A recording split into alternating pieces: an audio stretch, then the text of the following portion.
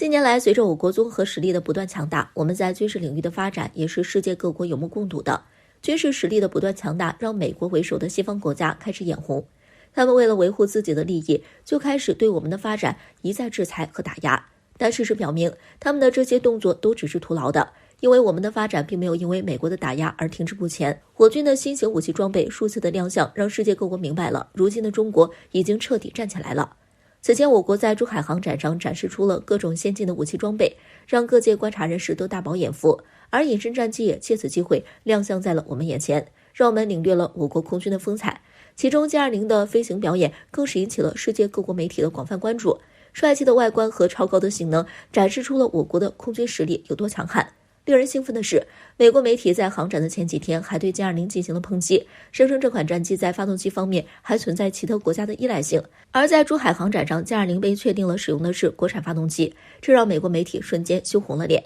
对此，有相关分析人士认为，如今中国的军事实力不断扩大，所以美国人就开始坐不住了。他们除了自己对中国发展进行干扰之外，还要拉拢其他国家针对我们。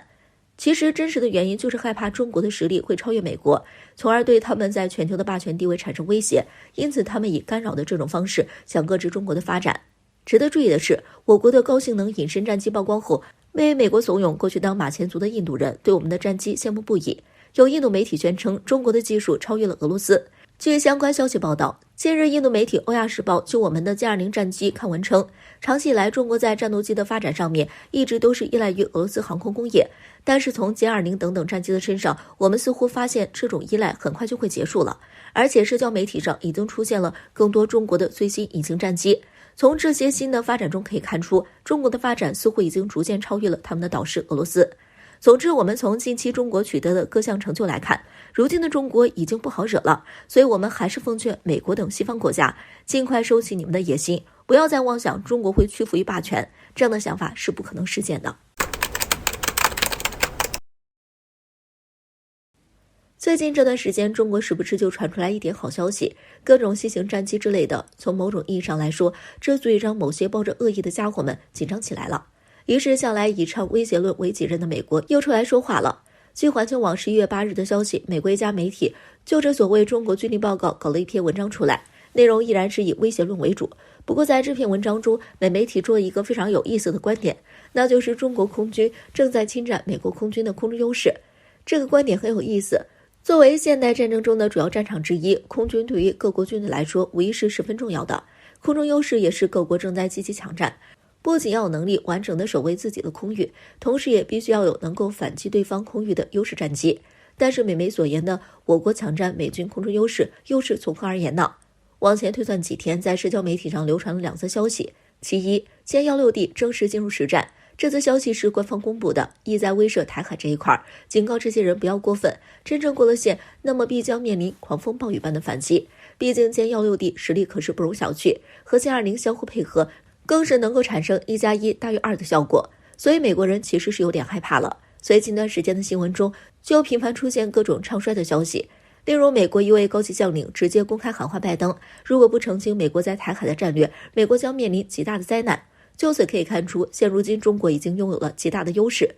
其二，一张卫星图片在社交媒体上被转载，标注的是本月月初我国成飞的一处机场。从图片上我们可以看到，在机场上停靠了大约13架运20、9架轰6系列和2架空警600。其实这张图片乍一看没啥毛病，但是仔细一想，或许代表了我国在这种大型空中军用飞机上拥有的实力。有分析人士表示，就目前来看，一架运输机大约有30年甚至以上的寿命。如果运20年产13架，那么等30年后，中国将有至少400架运20。所以刚研发出来不久的飞机，运20的淘汰率其实并不算太大。所以如果加上各种升级版本，以及加开生产线的数量，减掉一些淘汰之类，中国空军中运20的数量也非常多了。我国空军中还有歼20、歼16等优势战机同样在生产线上源源不断的被生产出来。如此算下来，中国在5年后、10年后、20年后能够拥有多少战机？前不久，美国卫星还另外怼着我国成飞的一处试验机场，当时那张图中可有不少歼20、歼10之类的优势战机。从某种意义上来说，中国空军也已经开始下饺子了。除此，之前中国接连公布的歼20双座版、歼35以及美国人自己拍到的无尾战机，都足以让美国人感到中国实力发展的恐怖，于是也就有了所谓的美军空中优势被中国抢占的论调。或许从某种意义上来说，这也没什么毛病，但是希望美国好好记住，中国军事从来不是用来超越其他国家、抢占其他国家空中优势的，而是为了更好地保护自己的空域。人不犯我，我不犯人；人若犯我，我必犯人。冬天真的来了，天气也越来越冷了。近日，社交媒体上爆出了好几条消息，就不由令人嗅出一丝令人山雨欲来风满楼的味道。首先要从第一条说起，环球时报在11月8日转载了一篇菲律宾新闻媒体的报道，内容是美国曾担任北约驻欧盟最高司令的退役海军上将詹姆斯·斯塔夫里迪斯近日在社交媒体上发表的一篇论文，其中詹姆斯对着拜登发出了严厉的警告，大致意思是，曾经美国的政策已经不管用了，美国必须澄清现在对台海的战略，否则必将面临重大灾难。这件事的主要起因是美国一直秉持着对台模糊战略，但是最近却频繁散发出一种可以随时动手的信息。这一点平时关注了这一块局势的朋友应该都很清楚。美国已经接连释放了所谓的战斗信号，虽然拜登最近依然在嘴上说着不会发生冲突，但却没有人会当一回事了，这根本就是睁着眼睛说瞎话。于是这也就有了所谓的紧张局势。对于这种局势，美国不少人都非常担心，这位美上将就是如此，因为美国真要掺和了，那是必输无疑。而且说实话，这不是第一位美国上将、高官之类的人在媒体上唱衰美国。例如，美国空军退役上将马克·甘金格也曾说过，美军一旦和中俄开战，那么最后的结果是被打成二流。还有美国空军上将约翰·海腾也曾说过，美军不应该总是惦记和中俄打仗，这对美国来说犹如灭顶之灾。如此种种，其实我们能够清晰地看到，如今就连美国自己人都不看好美国自己，如此美国却还在想要试图在台海搞事。就比如环球网在10月8日还报道了第二条消息，我军军机在台海空域巡逻时，再一次开着广播驱离了美国军机。对于这件事，岛内媒体是这么说的：解放军军机持续袭扰台西南空域，8日上午驱离美军军机的过程中，再次进入台邻近空域。从这条新闻中我们能够看出两点，其一，美国依然没有放弃在台海搞事，似乎有一种笃定我国不会动手的想法。然而，美国真的能够懂得中国的做法吗？其实不然。例如这件事的第二个关键点，这次我军是在察觉美军军机进入台海，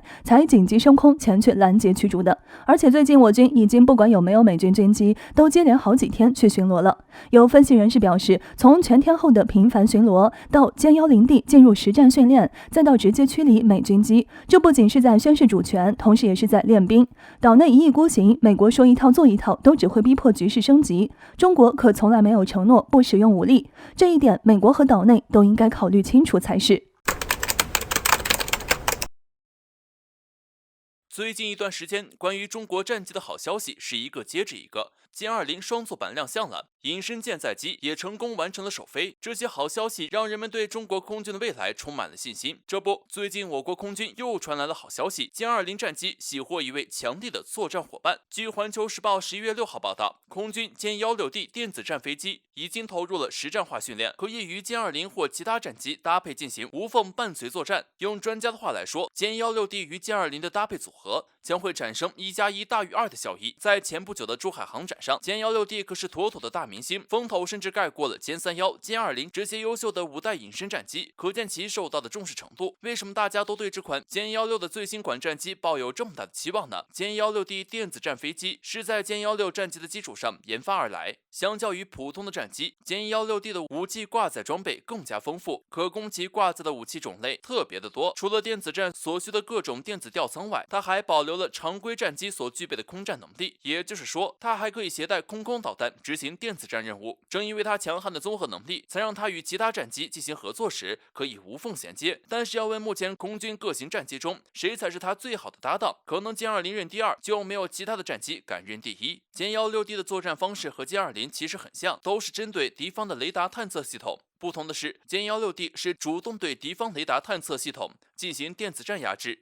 而歼20却是依靠自己隐身的特性来躲避敌人雷达侦察。专家指出，这两款战机联手作战可以形成1+1大于2，甚至大于3的作战效益。对任何对手来说，这对组合都将是一个非常可怕的敌人。电子战飞机目前世界上只有中美2国能够独立研制，而能够生产5代机的国家目前也只有中美俄3国。可见我国空军最近几十年的发展势头有多迅猛。这次歼 16D 投入实战化训练，意义可以和歼20相比肩，可以说同歼20一样，歼 16D 的出现可以让中国空军大大缩小了和美军的差距。放眼世界，能跟美军 EA-18G 相媲美的电子战飞机，目前也只有歼 16D 了。能够用5代机搭配电子战飞机进行作战的，也只有中国空军和美国空军。所以歼 16D 的出现，也可以说是变相的打破了美军在这一领域一家独霸的格局。